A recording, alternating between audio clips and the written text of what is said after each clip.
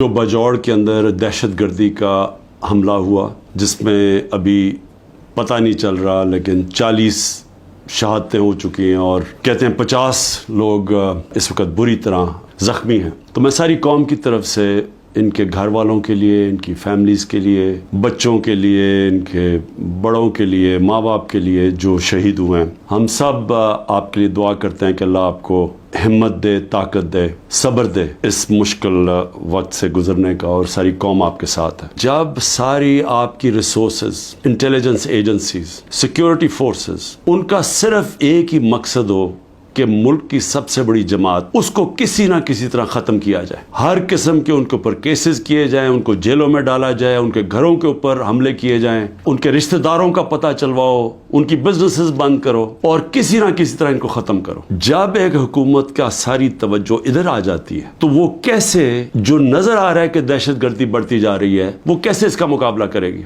636 एक साल में पख्तूनख्वा में सिर्फ दहशत गर्दी के वाक़या हुए हैं, जिसमें पख्तूनख्वा की पुलिस को सबसे ज्यादा इसका नुकसान उठाना पड़ा, और उसके अलावा बलूचिस्तान में और वो जो कैंटोनमेंट पे जोब में अटैक हुआ। तो मेरी फिर से दरखास्त है कि ये मसला और बढ़ता जाएगा अगर अभी पूरी तरह तवज्जो ना दी और अपनी प्रायोरिटीज ठीक करें। ये जो तहरीक इंसाफ है, ये मुल्क दुश्मन नहीं है। जो मुल्क की 70% 75% अवाम जिस जमात के साथ खड़ी है, वो मुल्क से ना गद्दारी कर सकती है, ना उसकी दुश्मन है। तो उसके ऊपर पूरी तवज्जो दे के और यहाँ नजरअंदाज करना कि जो मसला बढ़ता जा रहा है, तो मैं समझता हूँ कि इससे ज्यादा जुल्म मुल्क से नहीं हो सकता। जब 12 लाख पाकिस्तान के प्रोफेशनल्स मुल्क छोड़ के चले जाएं, ये पैसे से ज्यादा, ये जो हमारा डॉलर बाहर निकला है, क्योंकि ये अपने डॉलर्स भी लेके गए होंगे ना, तो जो डॉलर्स बाहर जा रहे हैं वो अलग चीज है, लेकिन जो ब्रेन ड्रेन हुई है, जो आपके वो लोग जो कि सबसे ज्यादा माशरे की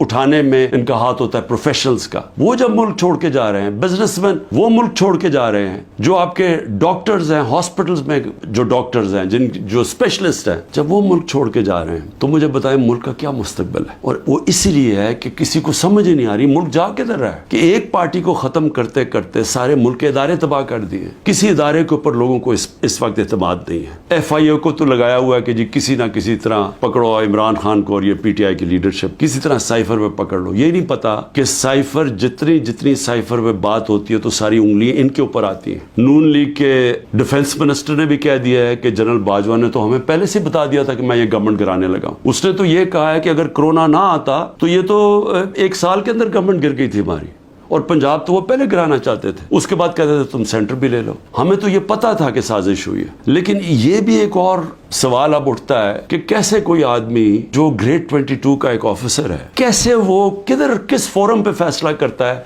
कि कौन सी हुकूमत रहनी चाहिए, कौन सी जानी चाहिए। क्या बंद कमरे में इतना बड़ा फैसला होना चाहिए जिसकी इतनी बड़ी कीमत कौम अदा कर रही है। आज 14 मई को पंजाब के इलेक्शंस कॉन्स्टिट्यूशन के मुताबिक सुप्रीम कोर्ट ऑर्डर करता है, गवर्नमेंट मानती नहीं है। उसी वक्त मुझे वैसे अफसोस से कहना पड़ता है कि सुप्रीम कोर्ट को उस वक्त अपनी रिट कायम करनी चाहिए थी। हमें अफसोस है कि उन्होंने इस हुकूमत को आइन को तोड़ने की इजाज़त दे दी। जब आपने उनको कोई एक्शन ही नहीं लिया तो इसका मतलब गवर्नमेंट और तो चौड़ी हो गई। अब तो खुल के कह रही है कि अगर सुप्रीम कोर्ट फैसला भी करता है मिलिट्री कोर्ट्स पे हम मानेंगे नहीं। जो इस हुकूमत ने किया है, औरतों के साथ जो किया है, पहले तो ये छोड़े ना कि हमारा दीन क्या कहता है कि कैसे क्या रवैया हमारा होना चाहिए इस्लाम में औरतों के साथ। उसके बाद हमारा जो कल्चर है, मैं बार बार लोगों को बताता हूं कि मैं जब पहली दफ़ा बाहर गया पाकिस्तान से तो मैं हैरान हो गया। इस तरह की औरतों की इज्जत बाहर नहीं है, मगरबी माशरे में नहीं है जो कि हमारे माशरों में है। और जिस तरह औरतों को सड़कों पे घसीटा, जिस तरह उनको जेलों में डाला, जिस तरह औरतों को जेलों में रखा हुआ है, और मैं यानी हैरान हूं कि क्या डॉक्टर यास्मीन किसी ये बिल्डिंग जलाने में थी मुलव्वस? क्या आलिया हमजा थी? क्या तैयबा थी? क्या सनम थी? क्या खतीजा? इन्होंने कोई बिल्डिंग जलाई है? इनको इतनी बड़ी सजा कि 80 दिन से ये जेलों में है। और भी औरतें हैं, कोई जियो फेंसिंग में कोई औरत मिल गई, उसको पकड़ी जेलों में डाल दिया। और उनके बच्चे हैं اور اس کے باوجود ان کو جیلوں میں رکھا ہوا. یہ کون سے معاشرے میں ہوتا ہے؟ اور یہ پرامن احتجاج تھا. پرامن احتجاج آئین ہمیں حق دیتا ہے. یہ پاکستان کا قانون نہیں توڑا تھا کسی نے. اس سے بڑا ظلم کیا ہو سکتا ہے کہ 50% آپ کی آبادی آپ ان کو پالیٹکس سے باہر نکال دیں، جبکہ وہ شرکت کرنا شروع کر دی تھی. ایک سیاسی شعور پیدا ہو گیا تھا جس میں عورتیں کیا، بچے، نوجوان، بوڑھے. لیکن جو عورتوں کی شرکت تھی، مجھے ایسے لگتا ہے کہ یہ پلان کے تحت، یہ پلان کر کے عورتوں کو سیاست سے باہر کیا جا رہا ہے. جس طرح انہوں نے اوورسیز پاکستانیز کی ووٹنگ کینسل کروائی. ہم نے جو ان کو ووٹنگ رائٹس دلوائے تھے، ہم نے حضرت امام حسین کی شہادت سے کیا سیکھا؟ جب پتا تھا کہ وہ پوری کی پوری فوج سامنے کھڑی ہے، پیچھے نہیں ہٹے، جھکے نہیں. اور جو ان کی شہادت تھی، جس طرح علامہ اقبال کہتے ہیں کہ صدیوں تک مسلمان جب کھڑا ہوتا تھا ظلم کے خلاف، غلامی کے خلاف، تو وہ لا الہ الا اللہ اور امام حسین، حضرت امام حسین کی جو شہادت تھی وہ ہمیشہ یاد رکھتا تھا. وہ جو پتہ ہوتے ہوئے ایک انسان کو کہ ہم جیت نہیں سکتے، یعنی کوئی میری موت ہے، میں یہ جو اب کھڑا ہوں اسٹینڈ کے اوپر تو میں زندہ نہیں رہوں گا، اس کے باوجود وہ عشق کتنا ہوتا ہے اوپر والے کے ساتھ کہ وہ کہتا ہے کہ میں یہ کوئی نہ سمجھے کہ میں خوف کے بت کی وجہ سے کسی کے سامنے جھک گیا ہوں.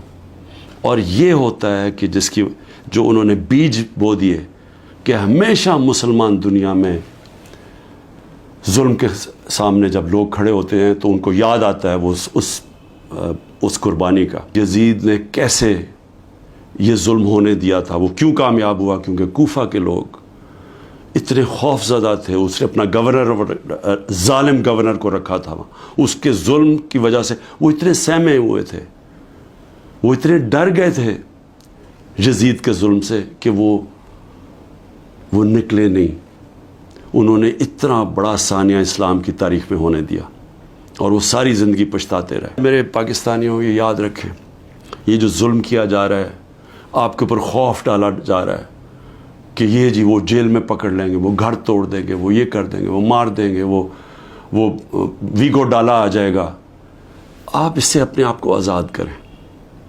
یہ جس وقت آپ نے یہ فیصلہ کیا کہ ہم رائے حق کے اوپر کھڑے ہیں، ہم ظلم کے سامنے نہیں جھکتے، ہم اپنی آزادی لے لیں گے. میرے اوپر 180 سے اوپر کیسز ہیں. میں پچھلے 2 مہینے میں تقریباً 350 مختلف کیسز کے اندر عدالتوں میں جا چکا ہوں.